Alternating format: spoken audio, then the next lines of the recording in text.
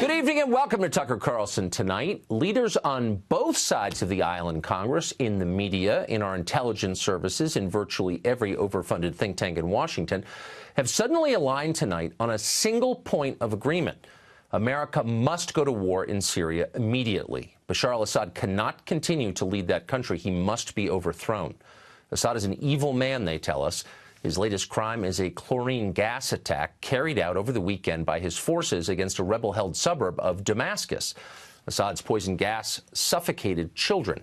Pictures of the aftermath of that are all over the internet, and they are horrifying. Assad is a monster. That's the official story. Almost everyone in power claims to believe it. The push to war in Syria, by the way, has united politicians from both sides. Lindsey Graham and Howard Dean typically agree on very little. Not much at all. But today they are both calling for war in Syria. Graham is demanding massive attacks on the Syrian military. Dean is going even further than that. On Twitter, he called the president, quote, a wimp for merely sending thousands of troops and launching tons of bombs at Syria. That's not enough for Howard Dean, who, as you may remember, once ran for president as the peace candidate. Tonight, he wants total war in Syria. Television pundits, of course, strongly agree.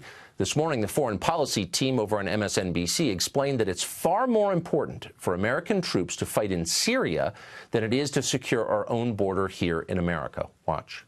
There's no question that now, all these years later, it is Donald Trump's challenge. He has to take action. He's spoken to Macron. What he ought to do is a coordinated action. There has to be a comprehensive response. As Trump leaves to fight his imaginary border war, he's leaving the real war where we could make a difference, and said he's turning it over to Assad and to Iran and to ISIS. This is something that Barack Obama wouldn't even do if confronted with these set of facts. Trump has to take action in Syria. Everyone nods sagely. That ought to make you nervous. Universal bipartisan agreement on anything is usually the first sign that something deeply unwise is about to happen, if only because there is nobody left to ask skeptical questions. And we should be skeptical of this, starting with the poison gas attack itself. All the geniuses tell us that Assad killed those children. But do they really know that? Of course they don't really know that. They're making it up. They have no real idea what happened. Actually, both sides in the Syrian civil war possess chemical weapons. How would it benefit Assad using chlorine gas last weekend? Well, it wouldn't. Assad's forces had been winning the war in Syria. The administration just announced its plans to pull American troops out of Syria, having vanquished ISIS. That's good news for Assad, and about the only thing he could do to reverse it and to hurt himself would be to use poison gas against children. Well, he did it anyway, they tell us. He's that evil. Please. Keep in mind, this is the same story they told us last April. Do you remember that?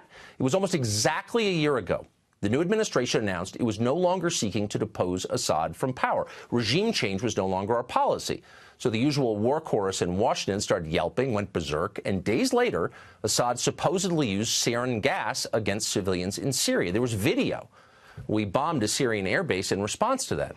At the time, this show asked what seemed like the obvious question: are we really sure that Assad did that? It seems weirdly timed and counterproductive to him. Shut up, they explained. Of course we're sure. What an unpatriotic question. But of course they were lying.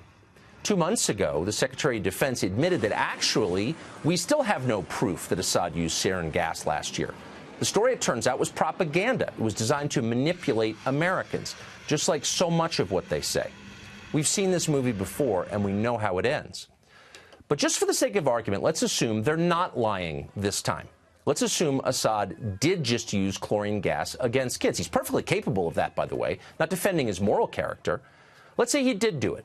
Would that be worth starting a new war over?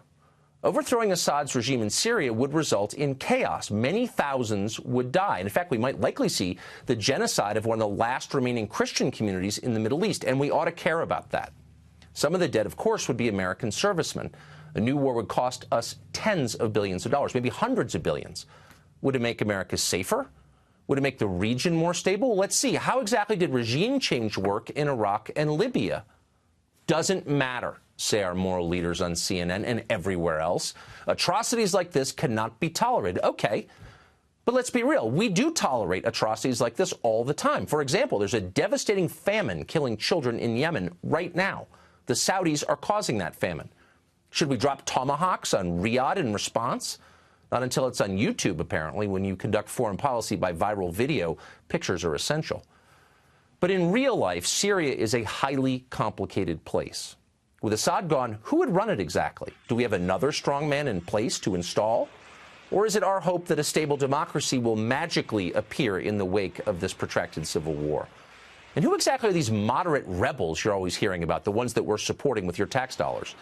Well, a lot of them turn out to be Islamist crazies. For example, the city where the chemical attack just occurred is mostly controlled by the Army of Islam. It's a radical group that has called for establishing an Islamic state under Sharia law in Syria. That group's founder called for exterminating all Shia Muslims and Alawites from the country. But we're supposed to wage a new war on this group's behalf. Why is that exactly? Back in 2013, when the Syrian civil war was still in its early days, one onlooker weighed in on Twitter. Here's part of what he wrote, quote, "We should stay the hell out of Syria. The rebels are just as bad as the current regime. What will we get for our lives and billions of dollars? Zero." In another tweet, he said this, quote, "Let the Arab League take care of Syria. Why are these rich Arab countries not paying us for the tremendous cost of such an attack?" And in yet another tweet, he said this, "What will we get for bombing Syria beside more debt and a possible long-term conflict?" Of course, you know who wrote that. It was Donald Trump. And he was right. And that's one of the reasons he got elected president. And now the same people who brought you a dying American middle class, undefended American borders, and endless pointless wars in countries you could not find on a map are telling the president he's got to depose Assad for reasons that are both unclear and demonstrably dishonest. And by the way, it may happen. But before it does, Congress ought to consider a brand new constitutional amendment. Let's call it the Lindsey Graham Amendment. And here's what it would say.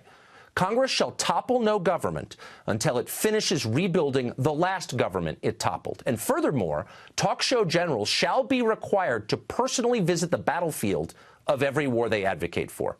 End of amendment. That would have an immediate and positive effect. Let's hope it passes.